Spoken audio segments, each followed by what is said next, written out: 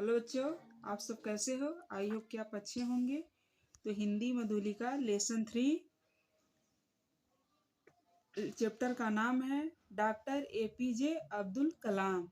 देखिए इस पाठ्य का पाठ्य उद्देश्य क्या है। तो माता पिता व शिक्षक से प्रेरणादायी बातें सीखना, लक्ष्य के प्रति एकाग्रचित होना इस पाठ्य का उद्देश्य है। हमें अपने माता पिता से ही प्रेरणा मिलता है, सीख मिलता है और शिक्षक से, और हम अच्छी अच्छी बातें को सीख सकते हैं और अपने लक्ष्य को मतलब अपने एम को हम आगे बढ़ा सकते हैं।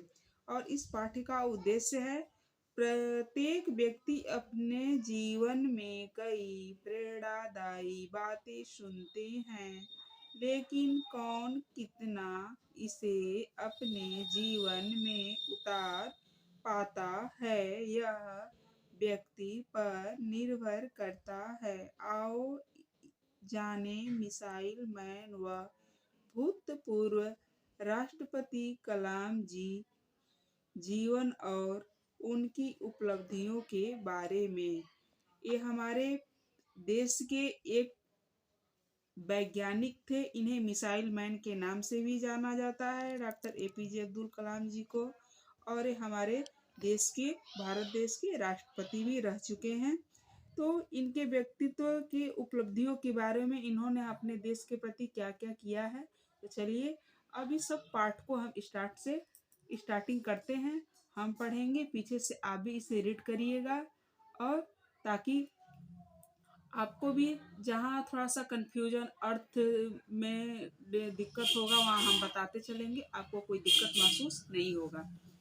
अब्दुल पाकिर जयलुआ अब्दुद्दीन अब्दुल कलाम अथवा एपीजे अब्दुल कलाम, जिन्हें मिसाइल मैन और जनता के राष्ट्रपति के नाम से जाना जाता है, भारतीय गणतंत्र के 11वें निर्वाचित राष्ट्रपति थे। वे भारत के पूर्व राष्ट्रपति, जाने माने वैज्ञानिक और अभियंता के रूप में विख्यात है। इनका पूरा नाम है अब्दुल पाकिर जयमुर अब्दीन अब्दुल कलाम। इन्हें शॉर्ट फॉर्म में एपीजे अब्दुल कलाम के नाम से भी जानते हैं। और यह हमारे देश के 11वें राष्ट्रपति थे। और ये राष्ट्रपति के पूर्व ये क्या थे, एक वैज्ञानिक थे। अभियंता मतलब क्या होता है, इंजीनियर, जिसको हिंदी में अभियंता बोलते हैं। इसके रूप में बहुत ही व्याख्यात का मतलब होता है इनको जाने माने, बहुत विस्तार रूप से इनको लोग जानते हैं, पूरे देश विदेश के लोग भी जानते हैं। आगे की लाइनें, इन्होंने मुख्य रूप से एक वैज्ञानिक और विज्ञान के व्यवस्थापक के रूप में 4 दशकों तक रक्षा अनुसंधान एवं विकास संगठन DRDO, जिसका शॉर्ट नाम है, और भारतीय अंतरिक्ष अनुसंधान संगठन इसरो व भारत के नागरिक अंतरिक्ष कार्यक्रम और सैन्य मिसाइल के विकास के प्रयासों से भी शामिल रहे। इन्हें बैलिस्टिक मिसाइल और पर्यवेक्षण एवं प्रौद्योगिकी के विकास के कार्यों के लिए भारत के मिसाइल मैन के रूप में जाना जाने लगा। देखिए इनको यह 4 दशकों तक यह रक्षा किए। और कौन सा अनुसंधान एवं विकास संगठन, इसको शॉर्ट फॉर्म में DRDO बोलते हैं। और भारतीय अंतरिक्ष अनुसंधान संगठन जो इसरो है भारत में, उनके कार्यक्रम में भी यह क्या बहुत ही महत्वपूर्ण मिसाइल, सैन्य मिसाइल के नाम से इनके प्रयासों से प्राप्त हुआ। और यह प्रौद्योगिकों के क्षेत्र में भी इसीलिए इसे मिसाइल मैन के नाम से भी जाना जाता है। आगे हम पढ़ेंगे। इन्होंने 1974 में भारत द्वारा अपने मूल परमाणु परीक्षण के बाद दूसरी बार 1998 में भारत के पोखरण में द्वितीय परमाणु परीक्षण में एक निर्णायक संगठनात्मक, तकनीकी और राजनैतिक भूमिका निभाई। कब? 1974 1974 में भारत द्वारा परमाणु परीक्षण किए और दूसरी बार 1998 में इंडिया में यह एक पोखरण नाम का द्वितीय परमाणु परीक्षण इन्होंने किया।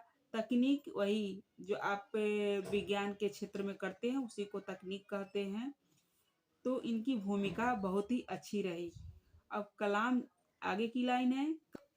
कलाम 2002 में भारत के राष्ट्रपति चुने गए। 5 वर्ष की अवधि की सेवा के बाद वह शिक्षा, लेखन और सार्वजनिक सेवा के अपने नागरिक जीवन में उन्होंने भारत रत्न, भारत के सर्वोच्च नागरिक सम्मान सहित कई प्रतिष्ठित पुरस्कार प्राप्त किए। कलाम जी को हमारे राष्ट्रपति एपीजे अब्दुल कलाम को 2002 में इनको राष्ट्रपति चुने गए 5 वर्ष की अवधि तक। और शिक्षा के क्षेत्र में भी ये काम किए, लेखन किए और इन्हें सार्वजनिक रूप से बहुत सारी भारत रत्न से भी सम्मानित किया गया। और भारत के जो सर्वोच्च नागरिक कहे जाते हैं राष्ट्रपति लोग, उस सम्मान से भी इन्हें प्रतिष्ठित पुरस्कार दिया गया। अब आगे की लाइन पढ़ेंगे, आप भी देखिए। इनका जन्म 15 अक्टूबर 1931 को धनुषकोडी गांव रामेश्वर इनका जन्म 15 अक्टूबर 1931 ईस्वी को धनुषकोडी गांव रामेश्वरम तमिलनाडु में मध्य वर्ग मुस्लिम परिवार में हुआ था। इनके पिता का नाम जैनुलाब्दीन और माता का नाम आसियाम्मा था। ये 5 भाई एवं 5 बहन थे।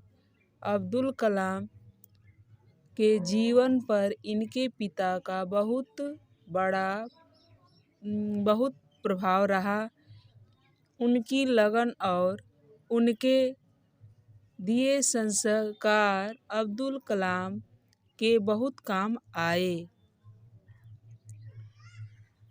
आम बच्चों की तरह इन्हें भी अपनी माँ के हाथ का बना भोजन बेहद पसंद था। उनकी प्रारंभिक शिक्षा रामेश्वरम में ही हुई थी। देखिए, इनका जन्म 15 अक्टूबर 1931 में धनुषकोडी गांव का नाम है जो रामेश्वरम के तमिलनाडु राज्य में पड़ता है।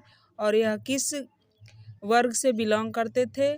मध्य वर्ग, मतलब मिडिल क्लास, जो मुस्लिम धर्म से बिलोंग करते थे। इनके पिताजी का नाम था जैनुलाब्दीन और माता का नाम आसियाम्मा था। ये 5 भाई और 5 बहनें थे। इनके जीवन में इनके पिता का बहुत ही अच्छा प्रभाव रहा, बेहद ही प्रशंसा। और इनको सबको माँ के हाथ का खाना पसंद लगता है, तो इन्हें भी इनके अपने माँ के हाथ का खाना बहुत ही पसंद था। ठीक है, तो बहुत ही पसंद था। इनकी आरंभिक मतलब शुरू की शिक्षा इनके अपने गांव रामेश्वरम से ही शुरू हुआ था। आगे की लाइन पढ़ेंगे। स्नातक होने के बाद उन्होंने हावरक्राफ्ट परियोजना पर काम करने के लिए भारतीय अनुसंधान एवं विकास संस्थान में प्रवेश किया।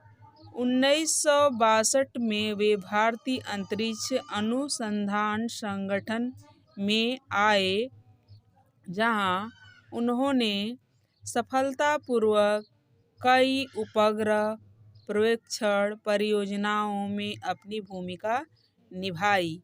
परियोजना निर्देशक के रूप में भारत के पहले स्वदेशी उपग्रह प्रक्षेपण यान SLV-3 के निर्माण में महत्वपूर्ण भूमिका निभाई, जिससे जुलाई 1982 में रोहिणी उपग्रह सफलतापूर्वक अंतरिक्ष में प्रक्षेपित किया गया। अग्नि, त्रिशूल, आकाश, नाग, पृथ्वी जैसी मिसाइलों का निर्माण केवल इनके मार्गदर्शन से ही संभव हो गया। देखिए हमारे राष्ट्रपति जी ने और एक साथ साथ क्या भी रहे वैज्ञानिक, तो हमारे भारतीय पर्यवेक्षण में कौन कौन सी मिसाइल इनके द्वारा जुलाई 1982 में क्या क्या उपग्रह छोड़े गए, जो एक अग्नि था, एक त्रिशूल, आकाश, नाग, पृथ्वी जैसी मिसाइलों का निर्माण किसने किसने मार्गदर्शन किया, किसने यह बनाया, तो हमारे सम्मानित राष्ट्रपति एवं वैज्ञानिक डॉक्टर APJ अब्दुल कलाम के द्वारा बनाया गया। और इन्होंने अपने इन सेवाओं के बाद यह भारतीय के दूरती तकनीक में भी यह शिक्षा के क्षेत्र में सार्वजनिक लोगों की सेवा नागरिक के रूप में यह लौटे फिर और अपने सारे सार्वजनिक रूप से जैसे भारत का नागरिक होता है सबकी सेवा में भी जुटे हैं अपने। और इनके जैसा कोई भूमिका निभाने वाला अभी भारत में ऐसा व्यक्ति नहीं हुआ है। इन्होंने बहुत ही महत्वपूर्ण भूमिका निभाया। इनके द्वारा जो किया गया कार्य हमारे जो आने वाली पीढ़ियों तक कोई भूलने वाला नहीं होगा। इनकी कृतियों को, इनकी कलाओं को, इनकी चीज़ों को पढ़ कर के लोग बहुत ही प्रशंसनीय होंगे कि ऐसे ऐसे महान लोग भी हमारे देश में एक मिडिल क्लास, एक मध्य श्रेणी वर्ग के लोग में पैदा हुए हैं और काम किए हैं। तो हम लोगों को भी ऐसे ही कार्य करने चाहिए ताकि हमें भी अपने माँ बाप का मार्गदर्शन हो, सम्मानित हो।